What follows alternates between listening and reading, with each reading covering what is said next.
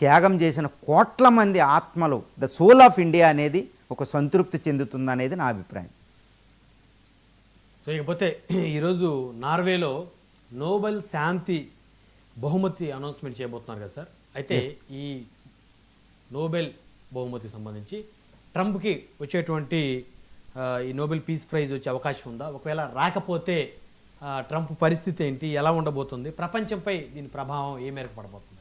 Yes అండి, ఈరోజు Nobel peace praise 2:30 గంటలకి, మధ్యాహ్నం 2:30 గంటలకి అనౌన్స్ చేయబోతుంది. ఎస్పెషల్లీ నార్వే రాజధాని ఓస్లోలో Nobel peace prize committee, 5 members ఉన్న నోబెల్ పీస్ ప్రైజ్ కమిటీ సుమారు 338 నామినేషన్ల నుండి ఒకరిని తీసి, ఒక ఆర్గనైజేషన్ కానీ తీసి నోబెల్ పీస్ ప్రైజ్ అనౌన్స్ చేయబోతుంది. ఇది ఎవరికి రాబోతుంది అంటే అందరూ ఒకటి అనుకుంటున్నారు, ఏమనంటే డొనాల్డ్ ట్రంప్ అమెరికన్ ప్రెసిడెంట్కి రాబోతుందా అనేది ఒక బిగ్ ప్రశ్న అనమాట, $1 మిలియన్ ప్రశ్న.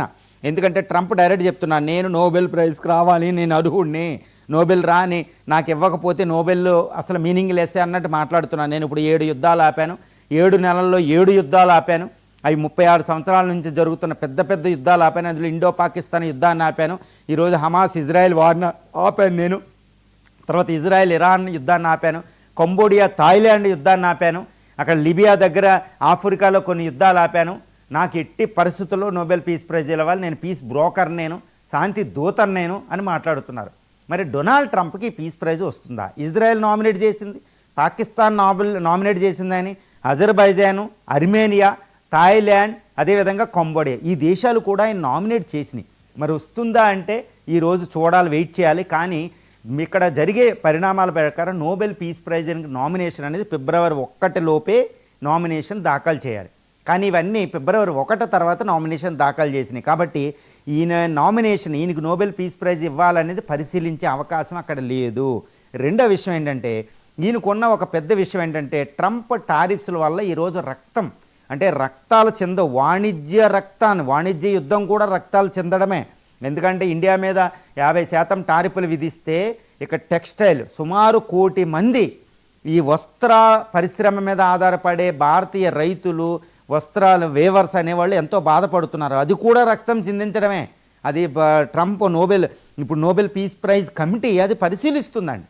అంత ఈజీ కాదు. ఎందుకంటే ప్రపంచ శాంతి అంటే కేవలం యుద్ధాలు చేయకపోవడమే కాదు, రక్తం చిందించకపోవడమే కాదు, వాణిజ్య యుద్ధం కూడా ఆ యుద్ధం కంటే అతి ప్రమాదం. వాణిజ్య యుద్ధాల నుంచే యుద్ధాలు పుట్టుకొస్తాయి కూడా. మరి దాన్ని పరిశీలిస్తారు. ఆయన వాణిజ్య యుద్ధం ప్రపంచ శాంతికి విఘాతం కలిగిస్తుంది. తర్వాత ఇజ్రాయెల్, ఆయన పదవిలోకి వచ్చిన తర్వాత వెంటనే ఇజ్రాయెల్కి ఇప్పుడు 7 నెలలు సపోర్ట్ చేయడం వల్ల, హమాస్ మీద అటాక్ చేయడం వల్ల అక్కడ 70,000 మంది చనిపోతే అందులో సగం మంది స్త్రీలు, పిల్లలే. అది హ్యూమన్ రైట్స్ వైలేషన్ జరిగింది.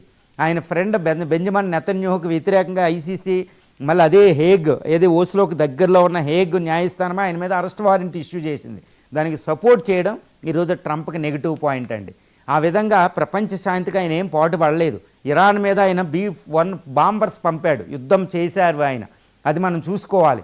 భారత్ పాకిస్తాన్ల మధ్య ఆయన యుద్ధం ఆపానని ఆయన క్లెయిమ్ చేస్తున్నాడు. కానీ అత్యంత ప్రపంచంలో అతి పెద్ద ప్రజాస్వామ్య దేశం ఒప్పుకోలేదు. దానికి ఎక్కువ వాల్యూ ఉంటుంది. పాకిస్తాన్ నామినేట్ చేసినా దానికి విలువ ఉండదు.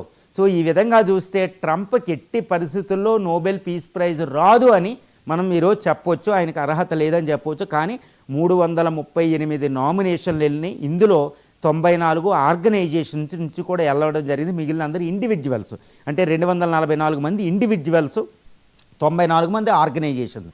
వీటన్నిటినీ పరిశీలించి Nobel peace prize committee Norway ఓస్లోలో ఉన్నది చాలా జాగ్రత్తగా ప్రపంచ శాంతికి పాటుపడే వాళ్ళకి ఈ నోబెల్ పీస్ ప్రైజ్ వచ్చే అవకాశం ఉంది. కానీ ఈ సంవత్సరం నోబెల్ పీస్ ప్రైజ్ అంటే ఏదో అనుకుంటారు. నోబెల్ పీస్ ప్రైజ్ ఎవరికి ఇస్తుందంటే ఓస్లో పీస్ కమిటీ ఎవరికైతే అవార్డు ఇస్తే ప్రపంచానికి మెసేజ్ ఇవ్వగలుగుతారు, ప్రపంచ శాంతికి అనేది చూసుకునే నోబెల్ పీస్ ప్రైజ్ అనేది ఇస్తారు. దానివల్ల 11 మిలియన్ల క్రోనార్స్, అంటే నార్వే కరెన్సీలో డబ్బు కూడా రావడం జరుగుతుంది.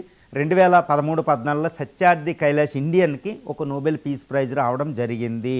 యూసుఫ్జా పాకిస్తానీ యంగ్ లేడీకి కూడా ఇది రావడం జరిగింది. కాబట్టి మళ్ళీ ఇండియాలో ఎవరైనా ఈసారి మాత్రం ఇండియాలో నోబెల్ ఎవరో నామినేషన్స్ వేయలేదు, ఎక్కడా కనపడలేదు, కాబట్టి లేదు.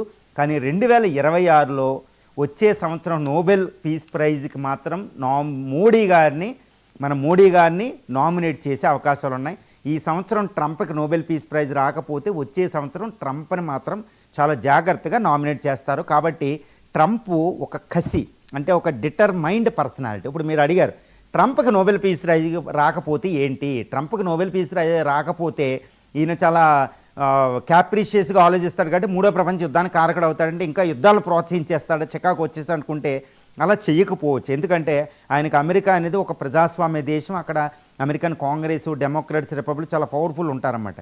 కానీ ట్రంప్ నోబెల్ పీస్ ప్రైజ్ అనే డ్రీమ్ని ఆయన వదులుకోకపోవచ్చు. ఈ సంవత్సరం పోయింది, 8 సంవత్సరాల పాలన, 8 నెలల పాలన అయింది ఇప్పటికి అంతే. ఇంకా 3 సంవత్సరాల 4 నెలల పాలన ఉందాయింది. కాబట్టి నోబెల్ ఇంకా 3 సంవత్సరాలు ఎప్పుడైనా రావచ్చు. కాబట్టి ఆయన వదులుకోకపోవచ్చు. కాబట్టి ప్రపంచంలో ఇప్పుడు ఇజ్రాయెల్ హమాస్ యుద్ధాన్ని ఆపి, వచ్చే సంవత్సరం ఉక్రెయిన్ రష్యా యుద్ధాన్ని ఆపి, ఈ తర్వాత ఇంకా ప్రపంచ శాంతికి పాటుపడి ఇంకా మూడవ ప్రపంచ యుద్ధం అనే, అంటే third world war clouds are hovering, మూడో ప్రపంచ యుద్ధం అనే యుద్ధ మేఘాల్లో ఉంది. కాబట్టి ప్రపంచం దాన్ని పూర్తిగా తప్పించే సామర్థ్యం ట్రంప్కు ఉందండి. ఎందుకంటే వరల్డ్స్ లార్జెస్ట్ మిలిటరీ పవర్ 13,000 ఎయిర్ క్రాఫ్ట్లతో మిగిలిన 10 టాప్ 10 దేశాల కంటే అత్యధిక అక్కడ వాయుసేన ఉంటుందండి. నేవీ అంత powerful. So $1 trillion, $1,000 billion defence budget. ప్రపంచంలో 80 దేశాల్లో 700 పైగా స్థావరాలు ఉంటాయి, సైనిక స్థావరాలు. అది ఏదనుకుంటే అదే చేస్తుంది, అంత పవర్ఫుల్ నేషన్. కాబట్టి దానికి అధ్యక్షుడిగా ట్రంప్ మూడో ప్రపంచ యుద్ధాన్ని ఈ భూగోళం నుంచి తప్పించే అంత సామర్థ్యం ఆయనకు ఉంది. అది తప్పించారు, అబ్బా ప్రపంచ శాంతికి పాటుపడ్డారు అంటే ఒకప్పుడు ఒబామాకి, రూజ్వెల్ట్కి, వీళ్ళకి నోబెల్ పీస్ ప్రైజ్లు వచ్చినాయండి అమెరికాలో. సో అలాగా ఆ విధంగా ఆయనకి నోబెల్ పీస్ ప్రైజ్ 2025లో రాకపోయినా 2026లో ఆయన ఎట్టి పరిస్థితుల్లో ఆయన నోబెల్ పీస్ ప్రైజ్ కోసం ఏదైనా చేస్తారు. కాబట్టి ఈయనకు నోబెల్ పీస్ ప్రైజ్ ఈ సంవత్సరం రాకపోయినా మూడో ప్రపంచ యుద్ధం ఏమీ రాదు. మూడో ప్రపంచ యుద్ధాన్ని తరిమి కొట్టి ఆయన నోబెల్ పీస్ ప్రైజ్ తెచ్చుకుంటాడు. ఎందుకంటే ఆయన జీవితంలో ఏదనుకుంటే ఆయన చేసేసుకున్నాడు. ట్రంప్ ఎంపైర్ లాగా బిజినెస్ సామ్రాజ్యంలో సక్సెస్ఫుల్ పర్సన్, మొదటి అధ్యక్షుడు అయ్యాడు. ఒకసారి గ్యాప్ వచ్చిన తర్వాత రెండోసారి అధ్యక్షుడు అవడం అమెరికా చరిత్రలో ఇది రెండోసారి అంతే. చూడండి ఆయన కసి, ఆయన లక్ష్య సిద్ధి ఎలా ఉంటుందో. కాబట్టి ఆయన మళ్ళీ మూడో ప్రపంచ యుద్ధాన్ని తప్పించి ప్రపంచ శాంతికి పాటుపడి 2026లో అయినా నోబెల్ పీస్ ప్రైజ్ కొట్టుకోవచ్చు.